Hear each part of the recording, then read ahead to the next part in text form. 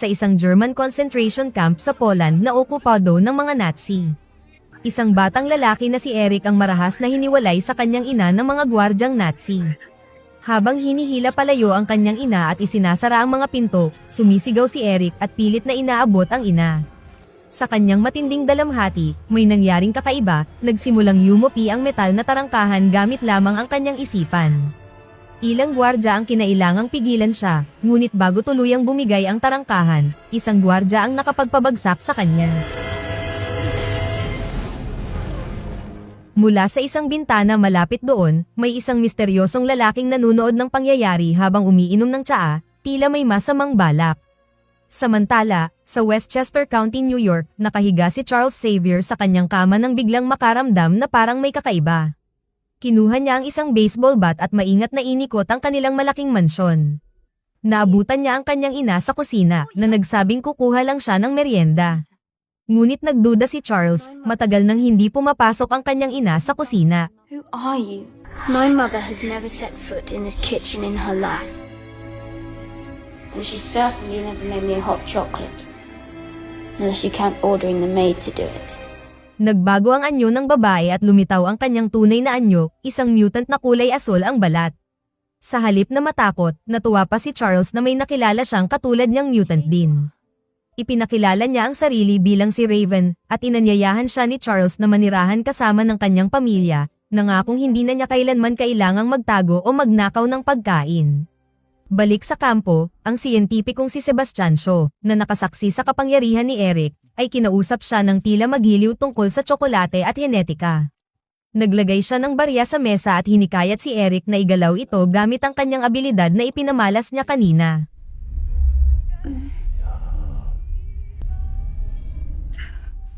Nang hindi ito magawa ni Eric, ipinasok ni Shaw ang kanyang ina, at pinaslang ito sa harap niya. Alles ist gut. 2, 3. Alles ist gut. Ang matinding trauma ay nagpalabas ng kapangyarihan ni Eric sa marahas na pagsabog, ikinamatay ng mga gwardya at winasak ang silid.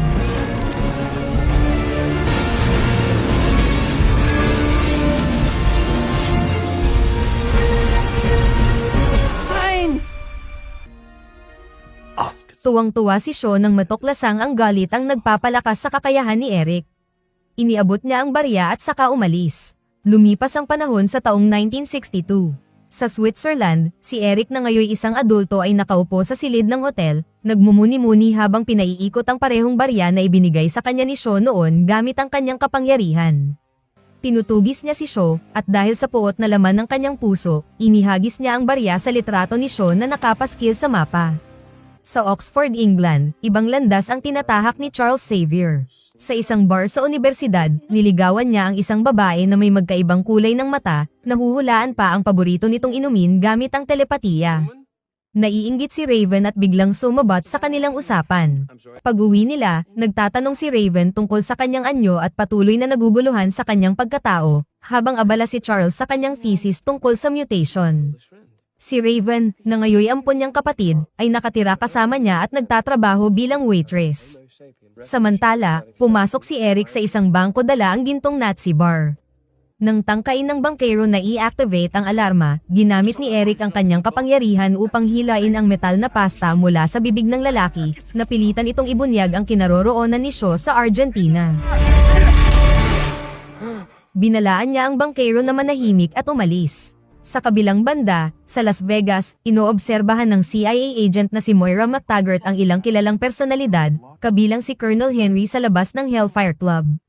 Habang dumarating ang mas maraming makapangyarihang tao, na-distract ang kanyang kasama sa mga mananayaw, ngunit si Moira ay lalong naging matalim ang atensyon habang bumabalangkas ng isang plano. Nagsimula ang matapang na pagsalakay ni Moira nang maghubad siya hanggang sa panloob at naglakad ng may kumpiyansa papasok sa Hellfire Club. Sa loob, sinalubong si Colonel Henry ni Emma Frost, ang elegante at misteryosong kanang kamay ni Sebastian Shaw. Inihatid siya ni Emma sa marangyang kasiyahan, napapalibutan ng mga glamorosang babae, kasama na roon si Moira na nakihalo sa kanila. Nang pumasok sina Emma at Henry sa isang pribadong kwarto, sinundan sila ni Moira, ngunit natagpuan niya itong walang laman. Samantala, inaalok ni Shaw si Henry ng isang mapanganib na plano, ang paglalagay ng mga American missile sa Turkey, na nagbabantang magdulot ng digmaang nuklear laban sa Russia.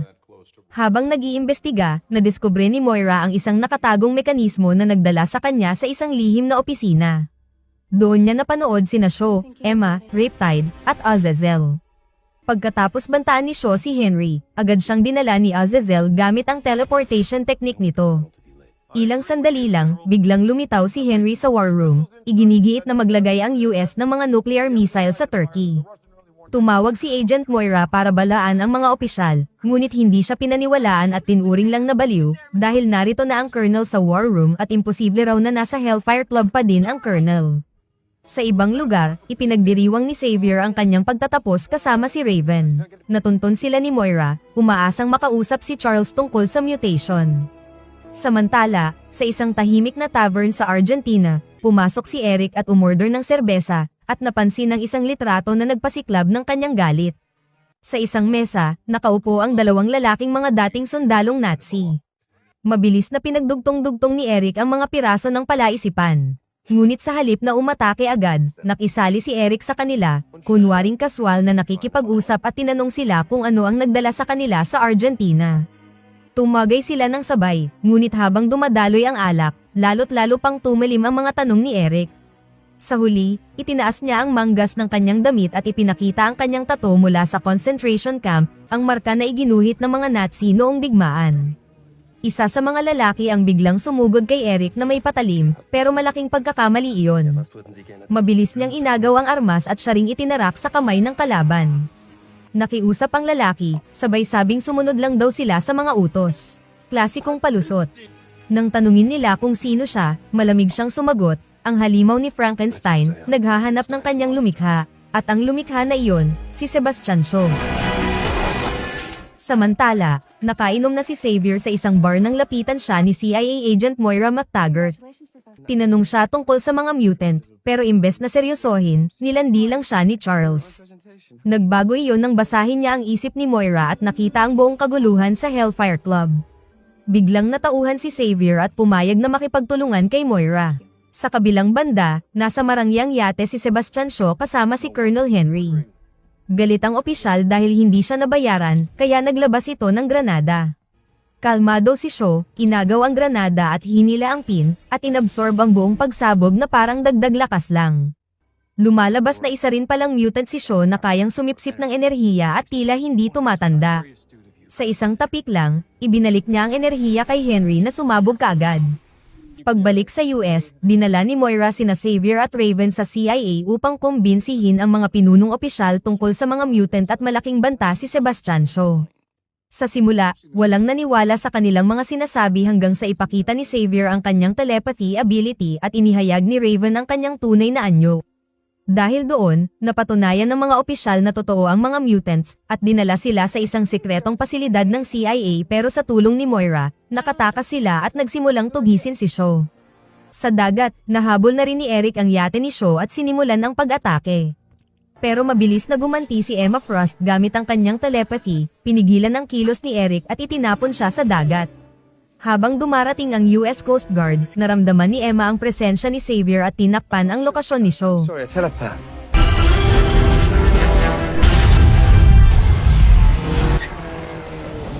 Walang nagawa ang Coast Guard, pero hindi nagpatinag si Eric. Ginamit niya ang anchor ng barko na parang wrecking ball at winasak ang yate.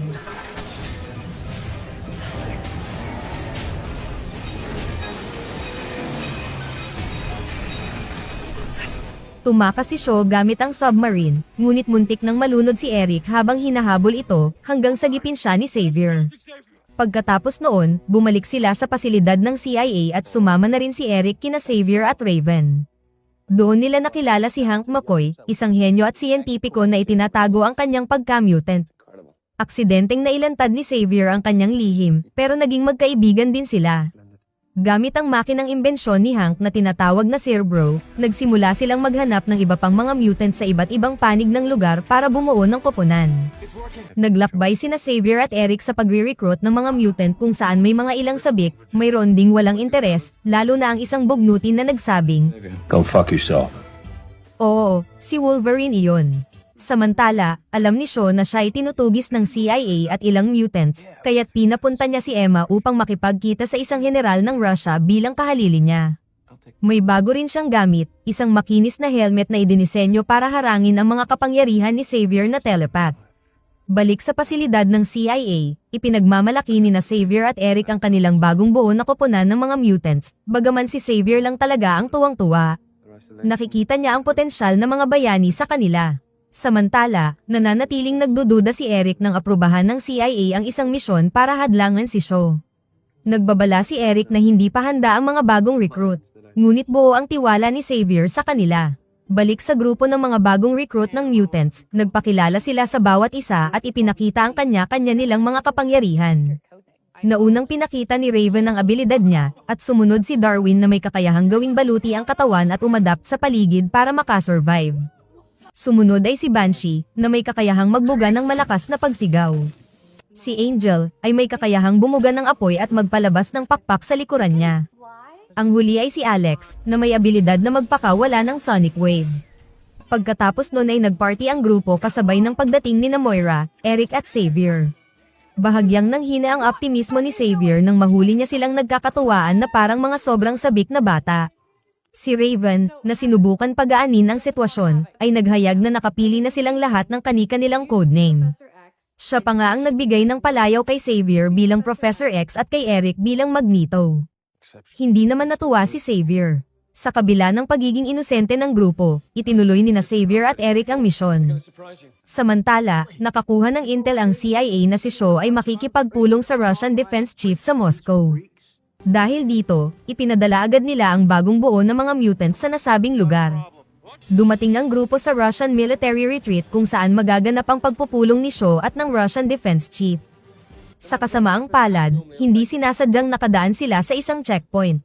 Mabuti na lang nakagawa agad ng plano si Xavier kung saan ginamit niya ang kanyang telepathy upang linlangin ang mga sundalong Ruso na walang tao sa likod ng sasakyan. Tagumpay nga silang nakalusot at pagdating nila sa lugar, ginamit muli ni Xavier ang kapangyarihan niya. Shaw sends his apologies, but he's indisposed. He asked me to come in his place. And between you and I, honey, I'm a lot better company. He's not coming. Dismayado ang grupo. Sa halip na si Shaw ang madatnan, ang assistant nitong si Emma ang isinugo. Dahil dito, inabort ni Moira ang misyon ngunit mariing tumutol si Eric. Walang takot niyang sinalakay ang mga gwardya gamit ang kanyang kapangyarihan.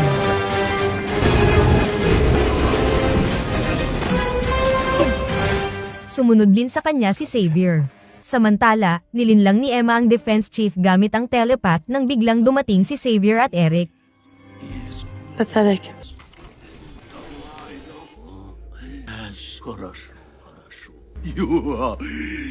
Nice trick. Go to sleep. Nagbago si Emma sa kanyang diamond form upang hadlangan ang telepathy ni Xavier, ngunit hindi pumayag si Eric.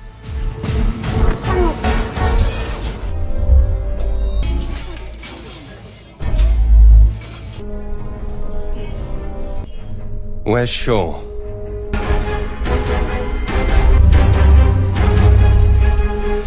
That's enough.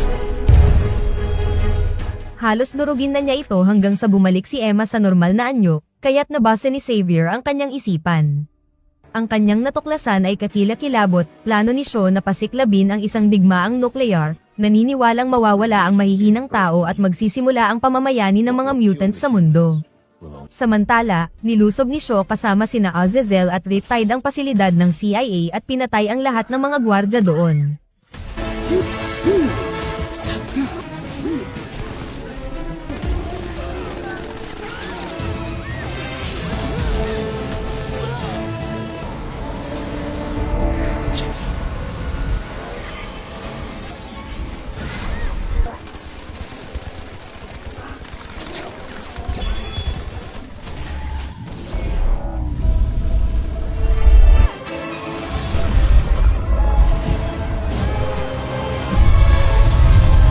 Pagkatapos, ipinakilala ni Shaw ang sarili sa mga batang mutants. Nagsimula siyang magbigay ng matatamis na salita at inalok silang pumili, sumama sa kanya o maging kalaban niya.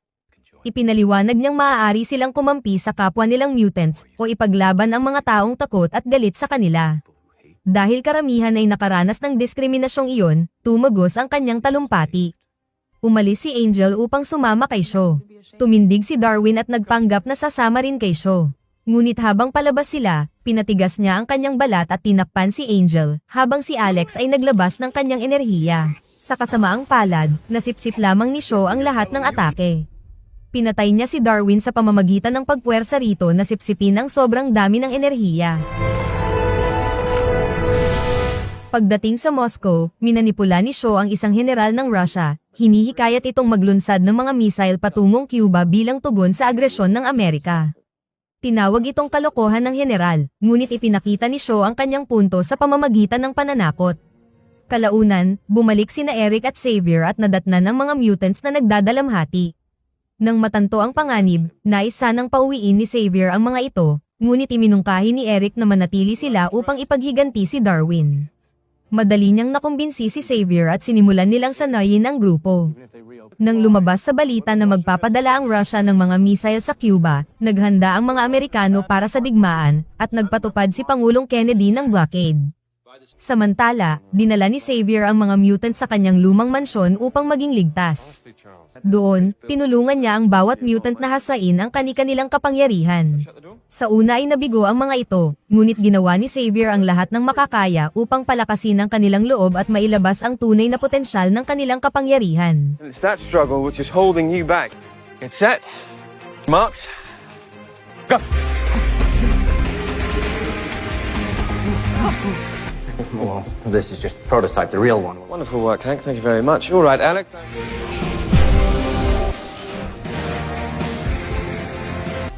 I trust you. I'm touched. You don't feel Here, let me comfortable help. with all that?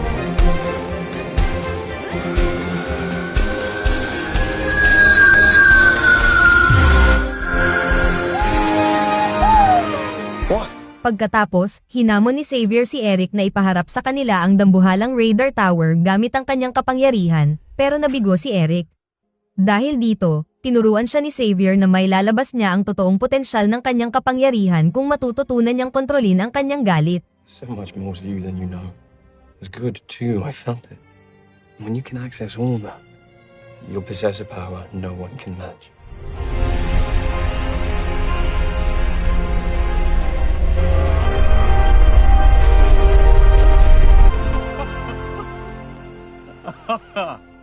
Siya naman ay sumama sa fleet ng Russia upang matiyak na makakarating ang mga missile sa Cuba. Handang-handa na ang mundo sa digmaan, at kumbinsido si Shaw na wala nang makakapigil sa kanya. Balik sa mansyon, kumatok si Hank sa silid ni Raven upang ipakita ang kanyang natuklasan. Gumawa siya ng serum na magtatago sa pisikal na anyo ng mutants ngunit hindi mawawala ang kanilang kakayahan. Noon pa man, hinihikayat siya ni Raven na gawin ito. Ngunit ngayong nagbago ang pananaw niya, tinanong niya kung kailangan pa ba talaga nilang magtago sa mga tao. Pareho nilang hiniling na maranasan man lang na magmukhang normal. Kinuha ni Hank ang hiringgilya upang iturok ito sa kanyang sarili. Pinipigilan siya ni Raven, sinasabi na maganda na siya sa kanyang anyo at patunay na ang kanilang mga nagawa na hindi na sila kailangang magtago. Ngunit iginiit ni Hank na ang kanyang malalaking paa at ang likas na asol na anyo ni Raven ay hindi maganda. Iniwan niya ang isang hiringgilya kay Raven at umalis, habang umiiyak siya sa mapanakit na salita. Samantala, nagkaroon din ng pagtatalo sina Eric at Xavier. Ipinahayag ni Eric na nais niyang patayin si Shaw, samantalang pilit siyang pinipigilan ni Xavier. Sa kanyang laboratorio, tinurok ni Hank ang serum at natuwa nang makita niyang nagiging normal ang kanyang mga paa. Ngunit panandalian lamang ang epekto, bumalik din ang kanyang anyo at mas lalo pang lumala ang kanyang mutation kung saan tumubo ang balahibong asul sa buo niyang katawan.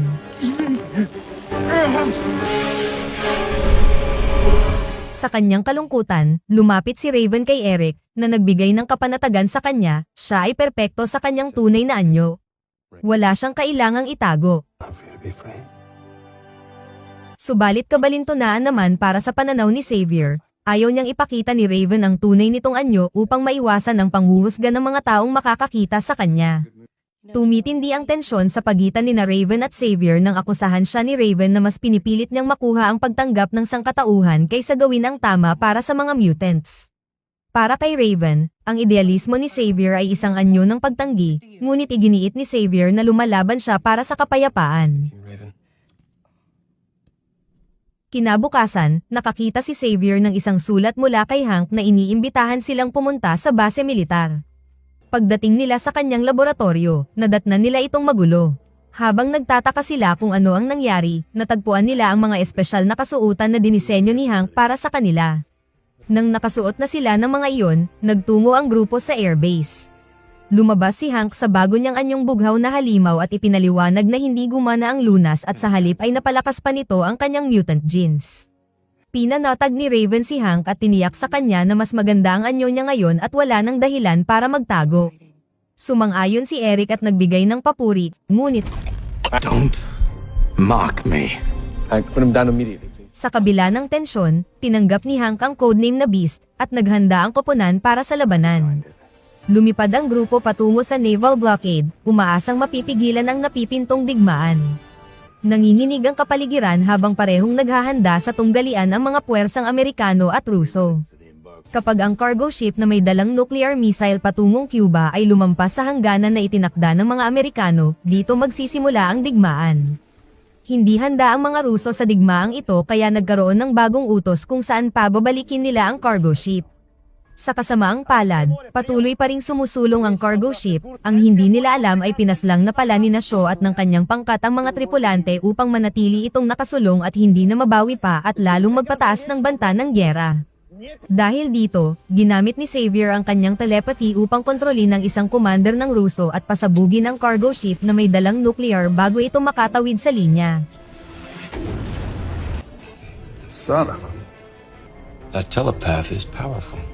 Sa ilalim ng dagat, mabilis na pagtanto ni Shaw na narito na si Xavier at kanyang grupo kaya lumipat siya sa reserbang plano, kung saan ginamit niya ang nuclear core upang palakasin ang sarili at nagsuot ng helmet para harangin ang telepatiya ni Xavier. Hirap silang matrak ang kinaroroonan ni Shaw sa radar kaya napagtanto nilang maaaring nasa ilalim sila ng dagat. Dahil dito, nagboluntaryo si Banshee na gamitin ang kanyang abilidad upang matunton ang lokasyon ng submarine ni Shaw.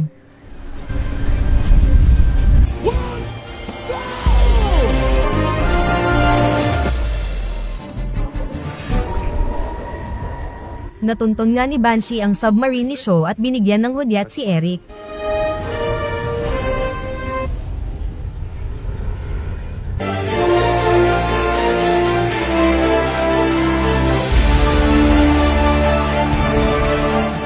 Hinila ni Eric mula sa kailaliman ng submarine, ngunit isang tornado attack ang inilunsad ng kalaban at nagsanhi ng pagbagsak ng jet at ng submarine sa may dalampasigan.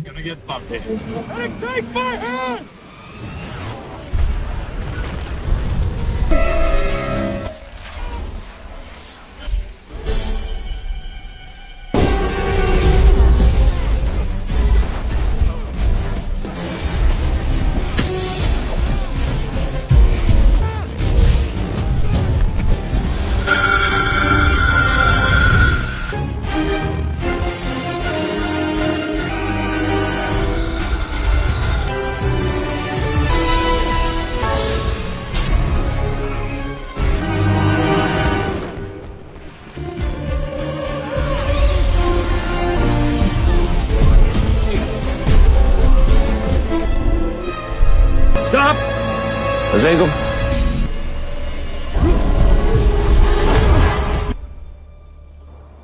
Nahanap ni Eric si Shaw at naglaban sila.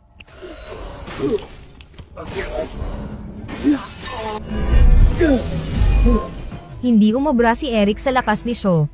This is our time. We are the future of the human race. This world could be ours. Hanggang sa inalis nito ang helmet at sinakop ni Xavier ang isipan ni Shaw dahilan para maparalisa ito. Sa nakapangingilabot na sandali, sinuot ni Eric ang helmet ni Shaw at dahan-dahang idiniin ang baryang minsang ginamit upang pahirapan siya, hanggang bumaon ito sa bungo ni Shaw na ikinamatay niya. Nakiusap si Xavier kay Eric na magpakita ng awa, ngunit niyakap ni Eric ang paniniwala ni Shaw na ang mga mutants ang hinaharap ng sangkatauhan. Natupad ang kanyang pangamba ng magsanib puwersa ang Amerikano at Ruso upang sabay na magpakawala ng mga missile laban sa mga mutants. Pinahinto ni Eric ang mga missile sa kalagitnaan ng himpapawid gamit ang kanyang kapangyarihan at ibinalik ang mga ito sa hukbong sandatahan. Nakiusap muli si Xavier na piliin ang kapayapaan, ngunit tumanggi si Eric. Nagkaroon ng matinding laban sa pagitan ng dalawang magkaibigan. Nagawa ni Xavier na mailihis ang atensyon ni Eric, ngunit sa huli ay natalo siya. Habang handa nang umatake si Eric, nagpaputok si Moira ng baril. Madali itong naharang ni Eric, maliban sa isang ligaw na bala na tumama kay Xavier sa gulugod. Labis na nasindak ang buong koponan habang nagmamadaling lumapit si Eric, inalis ang bala, ngunit huli na dahil naparalisa na si Xavier. Sa galit, halos sakalin ni Eric si Moira ngunit pinigilan siya ni Xavier. She didn't do this act. Muling sinubukan ni Eric na hikayatin si Xavier na sumama sa kanyang layunin, ngunit nanatiling nakatuon si Xavier sa mapayapang pakikipamuhay. Nang mapagtanto nilang magkaiba ang kanilang landas, lumakad palayo si Eric, kasama sina Raven, Angel, Riptide, at Azazel. Mas pinili ng mga ito na sumunod kay Eric at malungkot na nagpaalam si Raven kay Xavier. Si Xavier na ngayon naka-wheelchair na, ay bumalik sa kanyang mansyon kasama ang natitirang mga mutants. Sinimulan niyang buuin ang plano para sa isang paaralan ng mga kabataang may kakaibang kakayahan. Si Moira, na ngayon nag-aalaga sa kanya, ay nangakong pananatilihin lihim ang lokasyon ng paaralan. Ngunit, sa pagdududa ni Xavier kay Moira na baka hindi ito mapagkakatiwalaan, binura niya ang alaala nito sa pamamagitan ng isang halik. Sa huling eksena, pinalaya ni Eric si Emma Frost mula sa kustodiya ng CIA. Suot ang bago niyang uniforme at lubusang niyakap ang kanyang pagkakakilanlan, ipinahayag niya ang kanyang bagong pangalan. Magneto.